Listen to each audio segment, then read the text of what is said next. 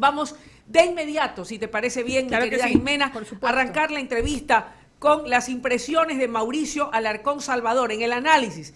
El tema, la inseguridad en el Ecuador, ¿por falta de políticas públicas o qué? ¿Qué es lo que está ocurriendo? Lo que se está viviendo en el Ecuador entero y hoy en Esmeraldas, querido Mauricio, ¿se pudo haber evitado?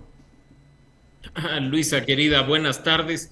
Definitivamente lo que estamos viviendo los ecuatorianos es producto de la improvisación de quienes están al frente de un tema tan delicado como este, de la falta no solo de políticas públicas, sino de planes concretos para mejorar la seguridad de los ecuatorianos. Y no se diga la falta, además, de inversión en seguridad, que pasa, como ya lo han dicho desde hace algún tiempo quienes nos gobiernan, en dotar a las fuerzas del orden de los insumos necesarios para poder hacer su trabajo. Algunos creen que es solo cuestión de repotenciar vehículos y tomarse fotos con carros viejos y repintados, mientras, como hemos visto incluso en lamentables incidentes en otras provincias de la costa en los últimos días, nuestros elementos policiales ni siquiera saben disparar, apuntan al delincuente y terminan hiriéndose entre ellos. Así es que todo esto es simplemente una suma de elementos que termina abonando a la crisis grave que nos enfrenta, digamos, como país, al crimen organizado, a la delincuencia común, al tráfico de drogas y a quién sabe qué más. Mauricio, ¿qué tal? Buenas tardes. Yo quisiera llegar al análisis un poquito más amplio y preguntarle, esto no es de la noche a la mañana, porque entrar en esta situación en la que está viviendo hoy el Ecuador no es una cuestión de un año ni 2 años. Yo pienso en mi análisis que viene mucho más atrás, debido a toda esta ola tan terrible, organizada, que ha ingresado en nuestro país, y sobre todo por el área de Esmeraldas, que es donde ingresan muchísimas armamentos, drogas y muchas cosas. Pero ¿cómo llegamos? Quiero saber, quiero que alguien me explique cómo llegamos a esta situación hoy por hoy, más aún en una provincia como la de Esmeraldas, que hace rato se debió haberle explotado en el turismo, que se debió haber explotado en la parte del puerto pesquero y tantas cosas maravillosas que tiene, y hoy es todo lo contrario. Jimena, buenas tardes. Pues como bien tú lo dices, no es algo que surge de la noche a la mañana. No es algo tampoco que es producto y responsabilidad de una autoridad o de un gobierno en específico. El tema de la inseguridad es algo que se viene arrastrando desde hace algún tiempo y que precisamente por la inacción de las autoridades y la falta de políticas y planes concretos genera un caldo de cultivo para que se reproduzca y se potencie este mal que hoy nos afecta a todo el país. Tú simplemente haz memoria. Hace algunos años sabemos que han pasado en la última década 3 gobiernos en específico y hemos visto cómo el problema sigue creciendo a vista y paciencia de autoridades que se la pasan haciendo diagnósticos o que se la pasan simplemente diciendo hay un mal que tenemos que combatir, pero que en la práctica los unos resultan cómplices, los otros pecan por omisión y los actuales de ineptitud, dejándonos a merced, como tú bien dices, de la delincuencia, no solo en una provincia fronteriza, cuyos problemas de inseguridad se han venido arrastrando desde hace décadas, que además va de la mano de la poca capacidad de desarrollo que tiene y que debería tener una provincia tan rica como Esmeraldas, y no se diga ahora, en este caso, un mal que podemos estar enfocados en función de la coyuntura en ese tema y en esa población en específico, pero que ya nos afecta a todos los ecuatorianos. El día de hoy te despertaste y oías las noticias de problemas de crimen, de sicariato, de secuestros en todas las provincias de la costa. Lo mismo estamos viviendo en todas las provincias de la sierra. En la Amazonía la realidad no es distante a la que se vive en ciudades como Quito y Guayaquil. Probablemente la visibilización del problema sea menor, pero estamos frente a un asunto nacional que demanda acciones urgentes. En este punto, y mira tú que en espacios anteriores hemos hablado de la necesidad de generar política pública, planes y programas en específico, pero esto, que quizá nos apunta a soluciones a mediano y largo plazo, no puede ni debe dejar de lado lo que implica actuar ya. No debemos aceptar excusas de secretarios de seguridad que dicen que pues los procesos de compra de equipos a la policía toman mucho tiempo, cuando esa oferta se hizo hace un año. Y discúlpenme, pero si el problema está ahí, no se necesita caer en corrupción para hacer que el sistema de contratación pública funcione. La ineptitud, insisto, nos está pasando factura. Gracias, mi queridísimo Mauricio, por esas primeras precisiones. Yo quiero, acogiéndome a lo que a diario publica no solo la prensa nacional, sino la prensa internacional, y se publica a través de las redes sociales. Y hay un análisis del que se hacen eco precisamente los diferentes medios de comunicación nacionales e internacionales de BBC News. Y dice lo siguiente: en una América Latina cansada del crimen y la violencia, algunos comenzaron a ver la guerra contra las pandillas declaradas por el presidente Nayib Bukele en El Salvador como un ejemplo a seguir de mano dura contra la delincuencia. Esto un poco porque tiene pues gente a favor y también detractores, el presidente Bukele, con mano dura.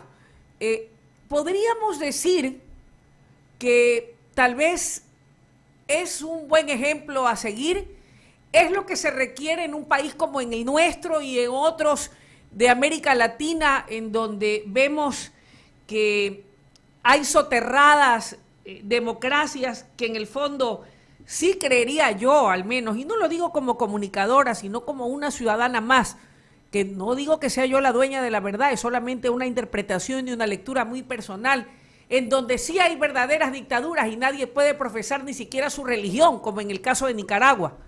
Pero no necesitaríamos acá tal vez ir por esa misma línea de Bukele en El Salvador, aplicada a la situación y condición del Ecuador, para tal vez obtener mejores resultados que hasta ahora nos son cada vez más lejanos. Qué difícil pregunta, Luisa, porque sabemos perfectamente bien que muchas de las acciones que está llevando a cabo en este momento el gobierno de El Salvador son contrarias a los derechos y libertades fundamentales. Pero acá no estamos, como mucha gente equivocadamente cree, del lado de la delincuencia y de los derechos humanos de los delincuentes, sino que creemos en el Estado de Derecho y que todo es posible realizarlo de una manera respetuosa. No obstante, una situación crítica como la que atraviesa Ecuador, una solución crítica como la que atraviesan varios países de América Latina, como lo mencionaba hace un momento, encuentra también un caldo de cultivo perfecto para el surgimiento de un gobierno que con mano dura y sobre pretexto de poner orden puede violar derechos humanos fundamentales para dar seguridad a un grupo de ciudadanos. No es el escenario óptimo, no es el escenario con el que muchas personas en este momento comulguemos, pero creo que hay que estar pendientes porque en nuestro país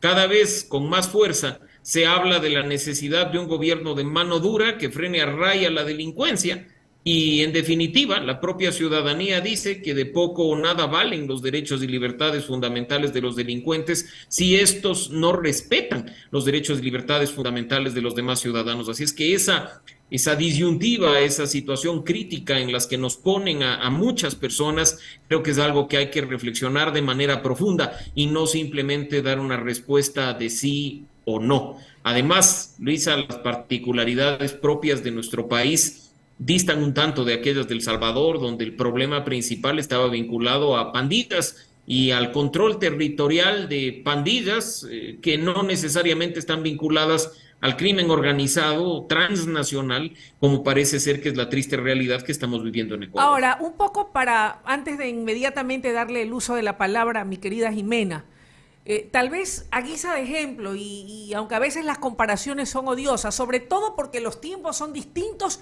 y las problemáticas son diferentes. Yo recuerdo en la época del ingeniero Febres Cordero, cuando un grupo terrorista pretendía sembrar el terror y a grandes males, grandes decisiones, aunque aquello le costó la vida a un empresario y ciudadano de bien. ¿Sí? Me pregunto hasta dónde, y sin desmerecer la valía que pueda tener cada ser humano, en este caso refiriéndome a quien nos está gobernando, Nadie es del todo bueno y nadie es del todo malo. Somos al final de cuentas un conjunto todos de buenas virtudes y fortalezas y también debilidades y defectos, como podía ser la inacción o decisiones erradas.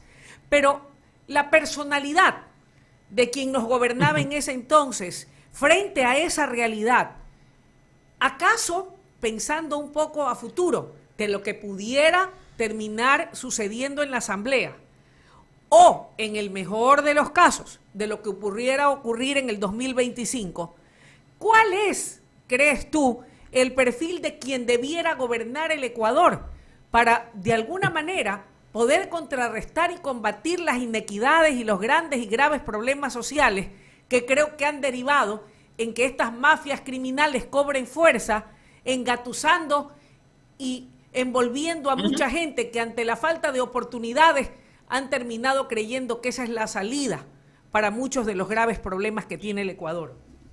Mira, Luisa, no se trata de tener un presidente con un perfil académico en específico, sino un presidente con una personalidad definida. En primer lugar, que acepte la crítica de los demás sin tomárselo personal, que acepte los aportes que vienen de la sociedad civil, de la academia, del periodismo serio y responsable para trabajar todos juntos en la solución de problemas que nos aquejan a todos por igual.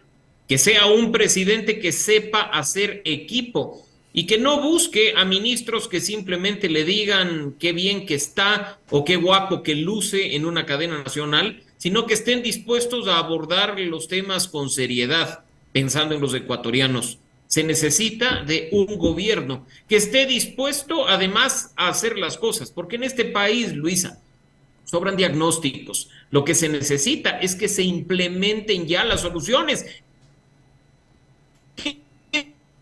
Esos diagnósticos generalmente en cuestiones sin sentido.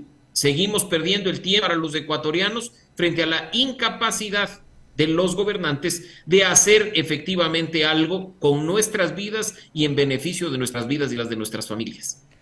Mauricio, la situación no es fácil, definitivamente, y tampoco podemos, como ustedes decían al inicio, tampoco echarle la culpa a un solo gobierno, porque esto debe ser que vino de mucho hacia atrás.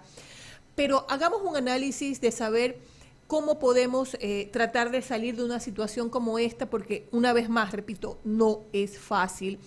Lo de Bukele, tener quizás esa presión, la población que existe en su país frente a la nuestra, y muchas cosas que son totalmente distintas. Aquí hoy hablamos, digo, porque eso es lo que se dice, de albanesas, de mexicana, rusas, hemos hablado incluso colombianas y mucho más, ¿no? Entonces, estamos hablando de muchísimas situaciones que hoy por hoy no sé que la varita mágica o el cambio de carros o que si se les dota a la policía, ya es un cúmulo de situaciones. La situación ahora es, Mauricio, ¿qué hacemos? ¿Cómo vivimos con la vacuna? ¿Cómo vivimos con el sicariato? ¿Cómo vivimos con esta asamblea que no está precisamente resolviendo a que las leyes cambien, sino que estamos viendo si lo sacamos al presidente o no cuando tenemos un país inmerso en una seguridad terrible? ¿Qué hacemos, Mauricio? ¿Por dónde vamos? Y hagamos un checklist para ver si en algo podemos ayudar a este país. Jimena, ¿para qué los ecuatorianos, así como los ciudadanos de los distintos países del mundo, decidimos ceder parte de nuestra libertad a un Estado para que le administre, para que nos dé seguridad, para que tenga lo que se conoce como el monopolio del uso de la fuerza? Para que en definitiva haga algo en beneficio de todos, en un espacio como este. No deberíamos bajo ningún concepto estar discutiendo qué podemos hacer los ciudadanos, porque aquí nos pasaríamos unos minutos hablando de planes de contingencia o de las acciones de protección de nuestra integridad física. Y de eso no se trata. Se trata de que quienes tienen que actuar en beneficio de todos, que son las autoridades, hagan efectivamente su trabajo. Claro, la Asamblea Nacional tiene su parte de legislar para que haya mejores condiciones en brindar seguridad a los ciudadanos, fiscalizar no necesariamente con un juicio político al presidente, pero pidiendo información y rendición de cuentas a las autoridades respecto Parece que tenemos a algo lo que de están problemas. haciendo en materia de seguridad en beneficio de los de... Tenemos un poco de problemas con la conectividad. Creo que ahí ya volví, Luisa, y lo Ahí que estamos. mencionaba nada Sí. más es que hay una responsabilidad por parte de las autoridades, que es la principal, porque nosotros ya hicimos nuestra parte, que es habilitar a que el gobierno, a que el Estado y sus instituciones trabajen para brindarnos seguridad. Caso contrario, que el Estado deje de existir y aquí sálvese quien pueda, porque la crisis de inseguridad que estamos viviendo es precisamente producto de esa ausencia del Estado en brindar protección a los derechos fundamentales de los ciudadanos. Increíble, qué buen análisis, mi querido Mauricio. Sin lugar a dudas, podríamos resumir entonces que más que una sola persona, creo y entender, y es un poco lo que podemos colegir de esta entrevista a Jimena y amables oyentes, es que para poder salir de este entuerto y de esta situación difícil que nos agobia, hay que tener compromiso y voluntad. Y no se trata solamente de una persona, sí de su liderazgo y visión, por supuesto, y con la mente abierta y dispuesto a escuchar, no solamente lo que nos gusta, sino también en qué estamos fallando, qué podemos corregir, qué podemos hacer. Y por supuesto, en ese mismo contexto, secretarios de Estado dispuestos a poner el dedo en la llaga y a decirle al gobernante, oiga, esto está bien, esto está mal, nos falta esto, este es el camino errado, y en donde podamos todos construir con un mensaje proactivo, positivo, con un aporte y con una crítica constructiva a procurar encontrar esa salida que todavía nos parece distante, pero quiera Dios que podamos lograrlo, porque de lo contrario, mi querido Mauricio, Jimena, no sé a dónde vamos a ir a parar. Cada día nos desayunamos con una situación más terrible que otra. Lo que está pasando en Esmeraldas es patético. Ahora imagínate, gente inocente que ha muerto como consecuencia de esta agresión y este ataque, que de acuerdo a información que ya ha trascendido, se trataría, como era de suponerse, según lo que ya publica la prensa, y si ustedes me permiten, dice: la masacre en el puerto artesanal de Esmeraldas estaría ligada a enfrentamiento entre dos bandas, que son las que se han apoderado del Ecuador, haciendo de nuestra tierra bendita, donde lo que antes más había, podían haber muchos problemas, pero en medio de todo había paz, y ellos la han convertido en una selva de cemento en donde solamente provocan muerte y destrucción. Recordemos que hace pocos días también en Esmeraldas fueron encontradas degollados los cadáveres de 3 jóvenes mujeres. Es decir, que ya no podemos pensar que solamente se están matando entre bandas porque se miraron chuecos, porque están peleando por el territorio. Estamos hablando de que muere gente inocente. Vean lo que pasó en la iglesia de Santa Elena, en la provincia de Santa Elena, en el cantón La Libertad, donde no solamente fueron por retaliación a buscar a su víctima, que era el policía, sino que una mujer inocente que no tenía vela en el entierro fue víctima colateral, y una criatura también fue herida de bala. Es decir, que nadie está exento de que en medio de esta batalla que libran estas mafias criminales le toque a uno un balazo, una bala perdida. Oye, Dios no permita. Oye, Luisa y Mauricio, y lo que me sorprende muchísimo y que me alarma más todavía, es que se lo hace ahora a la luz del día. Es decir, tengo la impresión de que estas personas dicen: no me va a pasar nada. Es decir, tengo luz verde para entrar, matar, salir sin problema, y aquí no pasa absolutamente nada. Y esa es la preocupación que existe en realidad. Antes se hacían las cosas en la madrugada, se hacían las cosas tirando la noche para que nadie me vea, que nadie vea mi rostro. Hoy les da totalmente igual si los ven o no los ven. Pero es que, Jimena, si a luz del día no tenemos quien nos cuide, si a la luz del día no tenemos seguridad, ¿qué problema? Generalmente, si uno mira al pasado, como tú bien señalas, la delincuencia actuaba a oscuras en la noche, porque a la luz del día tenían temor a ser descubiertos, a ser atrapados.